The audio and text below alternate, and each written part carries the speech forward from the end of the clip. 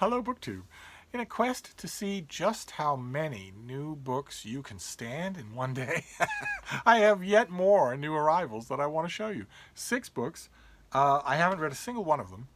And they're going to be in bookstores real soon. They're all finished copies. So you're going to have a chance to look at them in your bookstore. And again, with these new arrival videos, I've heard from many of you. I put the question out, are these valuable to you? And I've heard from many of you saying, yes, they are.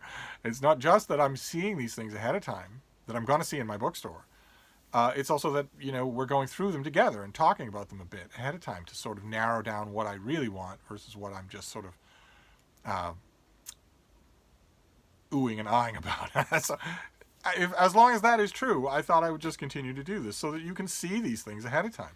And the first one is an Everyman's Pocket Library edition. Some of you will know these. I wish I had one right here to show you. Well, I do. I have one in my hand right here to show you, but I wish I had another one. I have a few of these. This is Eugenio Montale, the great poet. And this is an Everyman's Pocket Library little thing of his work. Do I have a full-size book that I can... Yeah. Oh, God, no. I have a full-size book, yes, but it's a loathsome one. It's the MAGA doctrine. But for size comparisons, that is what we're talking about here. The sooner that gets off camera, the better. This is Everyman's Library does these, and they're really nice. They're really nice, sturdy pocket editions with a built-in cloth bookmark. This is Robert Galassi, or Jonathan Galassi, doing a translation of some of Montale's poems. So some famous standalone ones, and also Galassi goes through with a really discriminating eye to pick selections from longer works. And there's a good introduction too. This is a good volume to have. I think this has a sheet in it here. This comes out in early April for $15. That practically sells itself, right? This is a $15 hardcover that's perfect to just pop in a side pocket of your backpack and keep with you. Just take the dust jacket off and carry this with you. These are translated by Galassi as well, and when he is good at translating something, he's really good. He gets this author, so his translations are quite good, and his selections are quite good. You won't feel robbed when he's giving you a selection from a much longer work. What you'll feel is just what you should feel, which is, if you like it, a desire to go right out and get more of this author.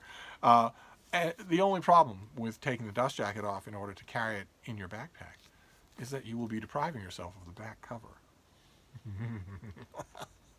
You wouldn't want to do that, now would you? But I ask you, a $15 hardcover of a great poet in a really good translation with the built-in bookmark, that's a good deal. I don't always talk about good deals on this channel, but that's a good deal. Might be worth your while to put it on your list. This next one I believe we've seen already, but this is the finished copy. This is coming out in late March. This is right around the corner, a week from now. It's a $40 hardcover, so it's expensive, but your library might get it, and maybe if they're not planning to get it, you might nudge them. Or you might have the dough to spring for a book.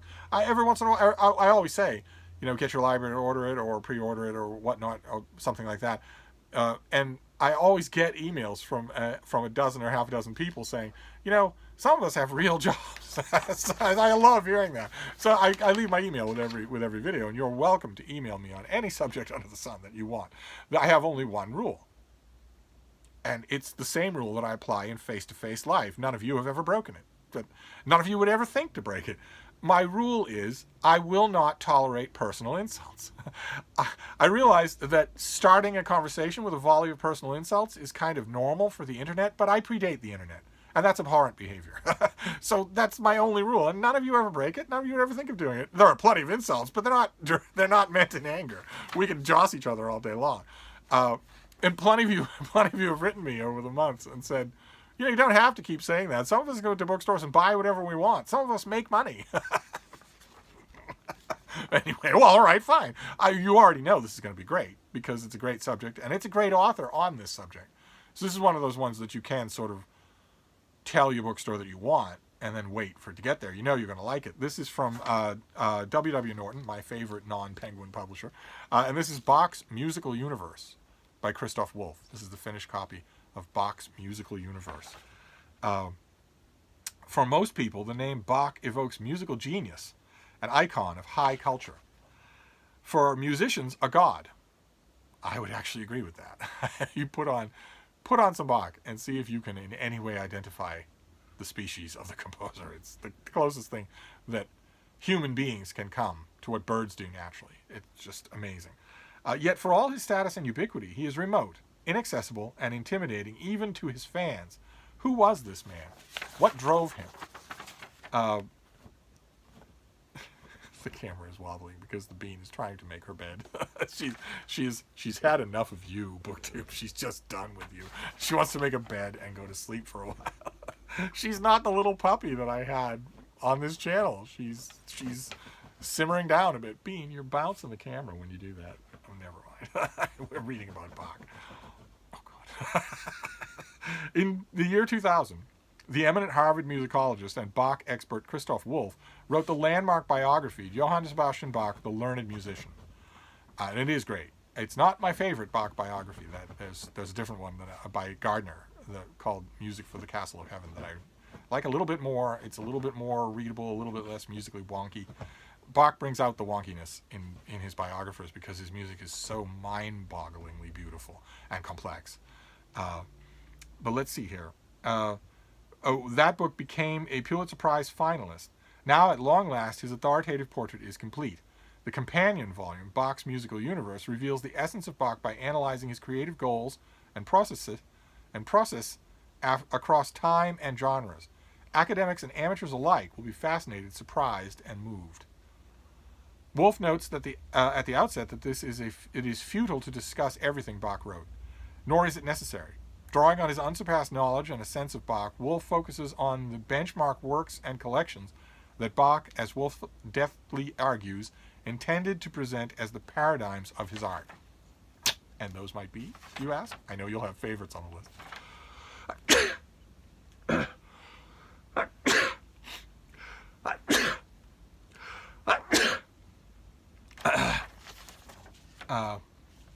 But let's see which ones Wolfe picks.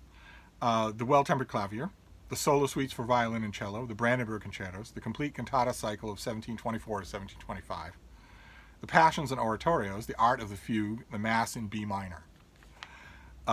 Considered together, these works offer a coherent narrative of Bach's artistic evolution that illuminates him in a fresh light. So this is coming out in just a week, and it's by a towering Bach scholar, and that's fantastic. So there's a new release for you to ponder, and also for me to get to. Now that there's another reason why I do these things, especially on a Friday for Friday Reads, is to sort of shake out a weekend reading of my own. I did a couple of those that we just had a huge mail haul. I did a couple of those, and there's another one. Then this next one is coming out at the very end of March, the last Tuesday in March. This is Harper Voyager. I can't remember if Harper Voyager is the YA imprint of Harper. This strikes me as a YA book, and I'm hoping that it's not another example of a YA book simply refusing to say that it is one, to give the author some sort of crossover cred when the book has no crossover attempts in it. I'm hoping that's not the case. This is by Menna Van Praagh, and it is The Sisters Grimm. Look at how lovely that is. That is a lovely cover. Let's see here. This is, March the 31st. What have we got here? As children, Goldie, Liana, Scarlet, and Bee dreamed of a strange otherworld, a nightscape of mists and fog, perpetually falling leaves, and hungry ivy, lit by an unwavering moon. Here, in this shadowland of Everywhere, with a capital E, that's the name of the place, Everywhere, the four girls, half-sisters connected by blood and magic, began to nurture their elemental powers together. But at 13, the sisters were ripped from Everywhere, and separated throughout England. Now, 5 years later, they search for one another and yearn to rediscover their unique and supernatural gifts. Goldie, earth, manipulates plants and gives life. Liana, water, controls rivers and rain. Scarlet, fire, has electricity at her fingertips, and Bee, air, can fly. To realize their full potential, the Blood Sisters must return to the land of their childhood dreams, but Everywhere can only be accessed through certain gates at 3:33 a.m. on the night of a new moon. As Goldie, Liana, Scarlet, and Bee are beset with the challenges of their earthly lives, they must prepare for a battle that lies ahead. On their 18th birthday, they will be subjected to a gladiatorial fight with their father's soldiers. If they survive, they will face their father, who will let them live only if they can turn dark, which would be fair if only the sisters knew what was coming. So they have 33 days to discover who they truly are and what they can truly do before they must fight to save themselves and those they love. Okay, that got more interesting as it went along. Okay. And the author was born in Cambridge, England, and studied modern history at Oxford University. Her first novella, an autobiographical tale about a waitress who aspires to be a writer, has been translated into 26 languages. How amazing. Her magical realism novels are all set among the colleges, cafes, and bookshops of Cambridge. All right, well, Bach has some company. This just made it to my list. This is. I would be there anyway because it's the end of March. It's coming right up, but that sounded fascinating. Then this next one is an author who needs no introduction, which I'm going to then introduce him. This is not my cup of tea. I admit this author has never really done it for me the way he has for his 80 gazillion fans. But I think this is a March release as well. Yeah, this is March 17th. This is right around the corner. This is Tuesday. And this is The Boy from the Woods by Harlan Coben, in which the author creates the unforgettable character of Wilde, W-I-L-D-E, a man who is a mystery to everyone, including himself. Decades ago, Wilde was found as a boy living feral in the woods with no memory of his past. And the problem is, I get a little touchy about fictional treatments of people who were raised feral. Anyway, now, 30 years later, he's a highly trained ex-military operative who still knows nothing about his personal history. He wouldn't be allowed in the military. If that were true, he wouldn't be ex-military. He wouldn't have been allowed in. If he didn't know anything about himself, didn't know anything about his past, they wouldn't have taken him. I guess maybe that'll be explained in the book. And he's back living in the same woods on the outskirts of town, content to be an outcast with only a few deep connections to other people. When a local girl goes missing, famous TV lawyer Hester Crimestein, with whom Wilde shares a tragic connection, asks him to use his unique skills to help find her. Wilde returns to the community where he has never fit in and where the powerful are protected even when they harbor secrets that could destroy the lives of millions. Secrets that Wilde must uncover before it's too late. So not only is he the foremost person to find this missing girl, he is certainly the foremost suspect if the search doesn't work out right or if it goes against what these powerful people want. So that's a pretty good setup for a story. There are a couple of elements in there I think strain too hard, but that's probably the pub sheet, not the book. Because one thing I'll say for Harlan Coben, whether his books have really done it for me or not, he knows what he's doing. When he writes a thriller, he knows what he's doing. He's not going to have, there aren't going to be any huge plot holes like the ones that I was hinting at there. That will be solved in the book. That's just the pub sheet. And this is the 17th. So you Harlan Coben fans, you have a big, rather stylishly designed new thriller coming your way in just a day or two, which is the whole point. It's the whole point of these new arrivals videos. They are almost always finished copies. They're almost always to give you a heads up stuff that you're going to see that you might want to. Also, a lot of you have said that you like new arrivals because sometimes your library hasn't even heard of the book, and if they get it, you're going to be first on the waiting list. And that is, I am not trying to invite a dozen more emails saying, we have a job, I have money. I'm just saying, that's all. This next one is much touted, and it is soon. So this will probably be a Friday Reads as well. This will probably be right on my list because this is coming right up. Let's see here. Okay, I don't need that. But I have heard a lot about this thing, and let's see here. Do I have a date on this? It's a debut. It's an electrifying debut. How about a date? Okay, April 7th. So this is right around the corner. This is early April. This is How Much of These Hills is Gold by Pam Zhang. Very eye-catching cover. Very nice. This is a debut novel, a slim thing, that has a really interesting setting and premise. This is How Much of These Hills is Gold. Let me see if I can... Okay, here we go. This is a book about family, origin, and identity set during the gold rush that reimagined the American West. An American Bookseller Association Indie Next Pick and Indie's Introduced Selection. It's also got a favorable reviews in Library Journal and Publishers Weekly. Zhang's novel has received rapturous blurbs from the authors and bestsellers alike. At just 30 years old, Pam Zhang demonstrates electric talent, bold inventiveness, and creative vision well beyond her years. Okay, all right. She's scowling at her author photo, and she has the side of her head shaved. So she probably doesn't want me to even be touching her book, much less read it, much less review it. But it doesn't matter. Once your book is out in the wild, anybody can touch it and read it and review it. And she might be the font of milk and kindness, for all I know. Let's see here. Can we say something about the book, though? Something about the extraordinary good debut, gorgeously written. Yes. But what about the book? Okay, all right, here we go. What makes a home a home? Lucy asks Sam over and over as the two siblings take off for the hills following their father's death and their mother's disappearance. Father is dead on the first page. And I'll read it to you. It's a slam bang opening. Along the way, they encounter giant buffalo bones and tiger paw prints. They're pulled apart by family secrets and sibling rivalry, but bound together by the memories they share and a yearning for home, for a different kind of future, and for each other. Both epic and intimate, blending Chinese symbolism and reimagined history with fiercely original language and storytelling, How Much of These Hills is Gold is a sweeping adventure tale, an unforgettable sibling story, a masterful retelling of the American West, and an exploration of race, immigrants, and belonging. And it starts off with the father dead. Let me read you just the beginning here, because I think you would really... I think I'm going to like this thing, whether the author would like me or not. I think I am. The first chapter is called Gold, and it starts off this way. Ba dies in the night, prompting them to seek $2 silver. Sam's tapping an angry beat come morning, but Lucy, before they go, feels a need to speak. Silence weighs harder on her, pushes till she gives way. Sorry, she says to Ba in his bed. The sheet that tucks him in is the only clean stretch in this dim and dusty shack, every surface black with coal. Ba didn't heed the mess while living, and in death his mean squint goes right past it. Past Lucy, straight to Sam. Sam the favorite.